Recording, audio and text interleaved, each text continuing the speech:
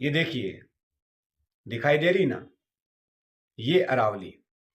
देखो, अगर ये अरावली बोल पाती ना तो हमसे एक सवाल जरूर पूछती कि मैंने तुम्हें हवा दी, मिट्टी दी, पानी दिया, हरियाली दी, लेकिन बदले में तुमने क्या दिया?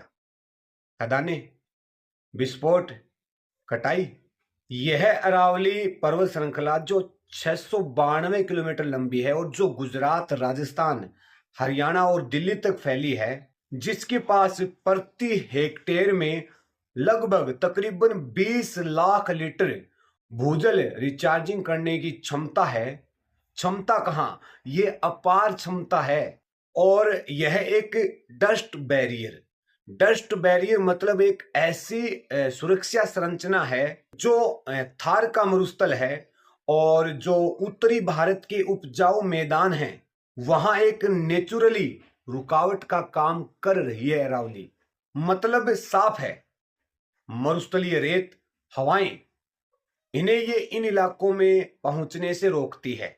अब जरा सोच के देखिए, अगर अरावली पर खनन और वनों की कटाई बढ़ी तो पूरे दिल्ली एनसीआर में प्रदूषक कण जो हैं वो यहां बढ़ जाएंगे। और दिल्ली एनसीआर में प्रदूषण को लेकर आज के हालात कैसे हैं वो आज किसी से नहीं छुपाए। ये मैं भी जानता हूं, आप भी जानते हैं और हम सब जानते हैं कि आज वर्तमान में दिल्ली एनसीआर का हाल क्या है। और इसी के लिए शायद बार बार बोला जाता है कि क्या रखा है, क्या रखा है बीड़ी, सिगरेट और सिगार में, कुछ दिन तो आकर गुजारिए दिल्ली एनसीआर में। यानी कि वहां पर पहले से ही स्मॉग है। और अगर अरावली की ही छाती चीर दी गई तो दिल्ली हमेशा स्मॉग में घिरी रहेगी। यही नहीं, जो रेगिस्तान है वो फैलकर हरियाणा, गुजरात और दिल्ली तक आ जाएगा।